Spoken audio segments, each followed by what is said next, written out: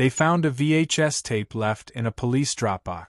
On the label, written in red marker, Doorbell File number 12. When investigators pressed play, the footage showed a delivery driver setting down a package at someone's door. Timestamp: 12:03 a.m. Then the screen glitched. A new porch, different house. Same man, same time, same smile. Frame by frame, they zoomed in on his visor. Tiny reverse text appeared. Delivery complete, December 12, 12. That code didn't exist in any delivery database. 3 homeowners from those addresses were missing. The final scene showed a door again. But this time it wasn't a house.